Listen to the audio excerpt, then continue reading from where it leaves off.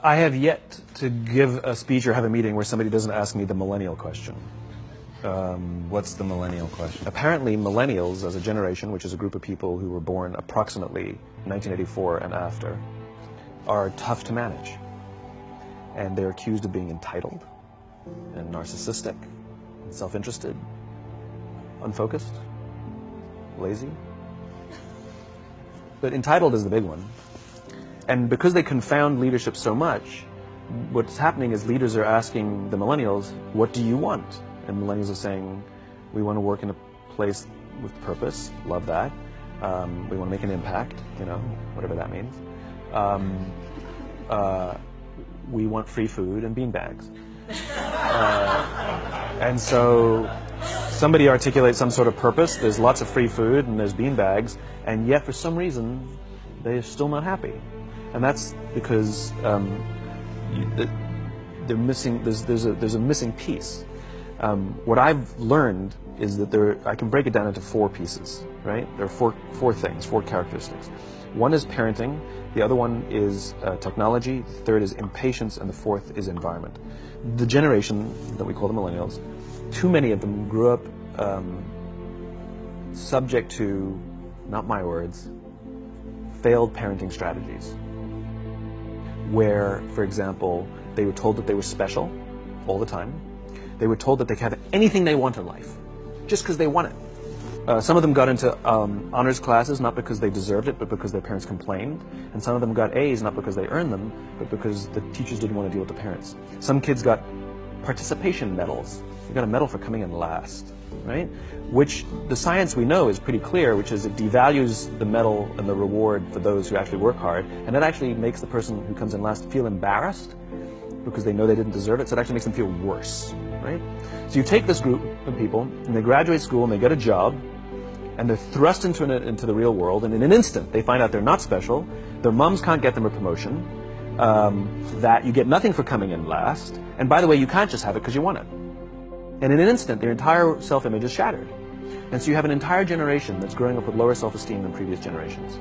The other problem, to compound it, is we're growing up in a Facebook, Instagram world. In other words, we're good at putting filters on things. We're good at showing people that life is amazing even though I'm depressed. And so everybody sounds tough, and everybody sounds like they got it all figured out. And the reality is there's very little toughness, and most people don't have it figured out. And so when the more senior people say, well, what should we do? They sound like, this is what you got to do. And they have no clue. Right? So you have an entire generation growing up with lower self-esteem than previous generations, right? Through no fault of their own. Through no fault of their own, right? They were dealt a bad hand. Now let's add in technology. We know that engagement with social media and our cell phones releases a chemical called dopamine. That's why when you get a text, it feels good, right? So, we've all had it where you're feeling a little bit down or feeling a little bit lonely, and so you send out 10 texts to 10 friends, hi, hi, hi, hi, hi, because it feels good when you get a response. It's why we count the likes, it's why we go back 10 times to see if my Instagram is growing slower, did I do something wrong? Do they not like me anymore, right? The trauma for young kids to be unfriended, right? Because we know when you get a hit of dopamine, which feels good. It's why we like it, it's why we keep going back to it. Dopamine is the exact same chemical that makes us feel good when we smoke, when we drink, and when we gamble. In other words, it's highly, highly addictive, right? We have age restrictions on smoking, gambling, and alcohol, and we have no age restrictions on social media and cell phones, which is the equivalent of opening up the liquor cabinet and saying to our teenagers, hey, by the way, this adolescence thing, if it gets you down... But that's basically what's happening. That's basically what's happening, right? That's basically what happened. You have an entire generation that has access to an addictive, numbing chemical called dopamine through social media and cell phones as they're going through the high stress of adolescence. Why is this important? Almost every alcoholic discovered alcohol when they were teenagers. When we're very, very young, the only approval we need is the approval of our parents. And as we go through adolescence, we make this transition where we now need the approval of our peers.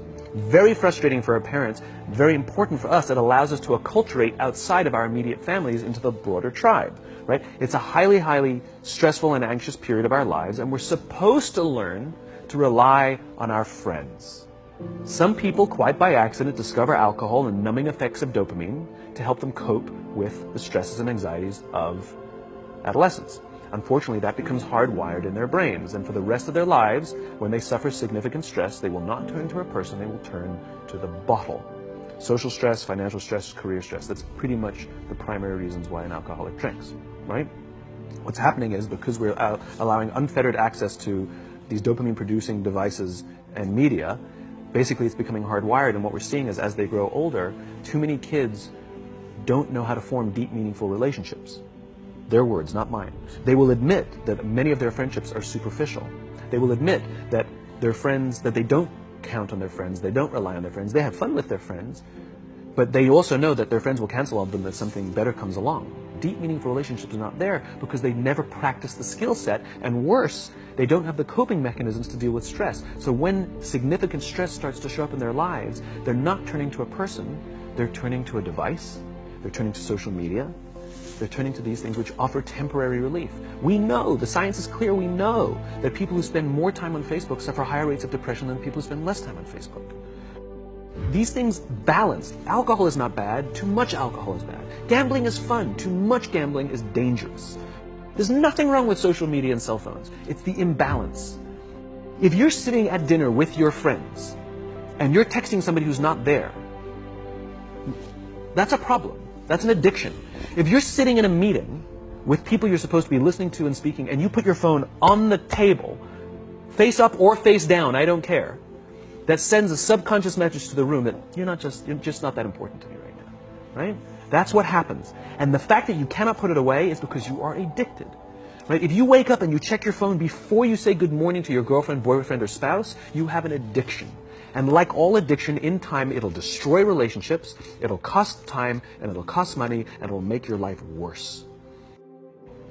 So you have a generation growing up with lower self-esteem that doesn't have the coping mechanisms to deal with stress. Now you add in the sense of impatience. They've grown up in a world of instant gratification. You want to buy something, you go on Amazon, it arrives the next day. You want to watch a movie? Log on and watch a movie. You don't check movie times. You want to watch a TV show? Binge. You don't even have to wait week to week to week, right?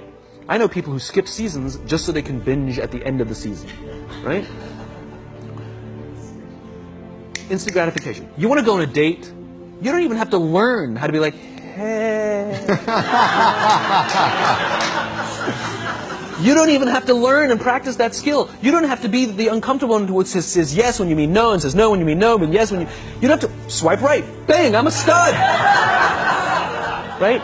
You don't have to learn the social coping mechanisms. Everything you want, you can have instantaneously.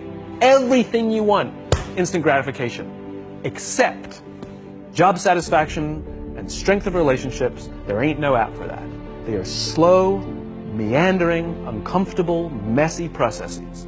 And so I keep meeting these wonderful, fantastic, idealistic, hardworking, smart kids. They just graduated school. They're in their entry-level job. I sit down with them and I go, how's it going? They go, I think I'm going to quit. I'm like, why?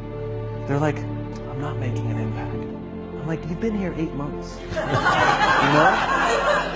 It's as if they're standing at the foot of a mountain and they have this abstract concept called impact that they want to have in the world, which is the summit. What they don't see is the mountain. I don't care if you go up the mountain quickly or slowly, but there's still a mountain. And so what this young generation needs to learn is patience. That some things that really, really matter, like love, or job fulfillment, joy, love of life, self-confidence, a skill set, any of these things, all of these things take time. Sometimes you can expedite pieces of it, but the overall journey is arduous and long and difficult. And if you don't ask for help and learn that skill set, you will fall off the mountain. Or you will, the worst case scenario, and we're already seeing it, the worst case scenario is we're seeing an increase in suicide rates. We're seeing an increase in this generation. We're seeing an increase in accidental deaths due to drug overdoses. We're seeing more and more kids drop out of school or take leaves of absence due to depression. Unheard of. These are all, this is really bad. The best case scenario, those are all bad cases, right? The best case scenario is you'll have an entire population growing up and going through life and just never really finding joy. They'll never really find deep, deep fulfillment in work or in life. They'll just waft through life and it'll be just, it's fine. How's your job? It's fine. The same as yesterday. How's your relationship? It's fine. Like that's the best case scenario. Which leads me to the fourth point, which is environment. Which is we're taking this amazing group of young, fantastic kids who were just dealt a bad hand. It's no fault of their own. And we put them in corporate environments that care more about the numbers than they do about the kids. They care more about the short-term gains than the long-term life of this young human being. We care more about the year than the lifetime, right? And so we are putting them in corporate environments that aren't helping them build their confidence, that aren't helping them learn the skills of cooperation, that aren't helping them overcome the challenges of a digital world and finding more balance, that isn't helping them overcome the need to have instant gratification and teach them the joys and impact and the fulfillment you get from working hard on something for a long time that cannot be done in a month or even in a year. And so we're thrusting into them in corporate environments, and the worst part about it is they think it's them.